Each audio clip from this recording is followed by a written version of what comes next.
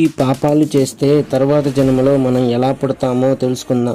ఇవి సాక్షాత్తు గరుడ పురాణంలో ఉన్న శిక్షలు. చివరి 5వ తప్పు మాత్రం అస్సలు చేయకండి, లేదంటే తర్వాత జన్మ అనేది మీకు అస్సలు ఉండదు. మొదటిది, ఎవరన్నా తన మిత్రుడు అని నమ్మించి చివరికి మోసం చేస్తారో వారు తర్వాత జన్మలో గ్రద్దలాగా పుడతారు. రెండవది, ఎవరన్నా వారి సుఖాలు పొందడం కోసం ఒకరిని మోసం చేస్తారో వాళ్ళు తర్వాత జన్మలో గుడ్లగూబలాగా పుడతారు. ఎవరైతే ఒకరు కావాలి అని వారి ఆనందం కోసం ఇతరులను తిడుతూ హేళన చేస్తూ ఆనందం పొందుతారో వారు తర్వాత జన్మలో ఒక మేకలాగా జన్మిస్తారు.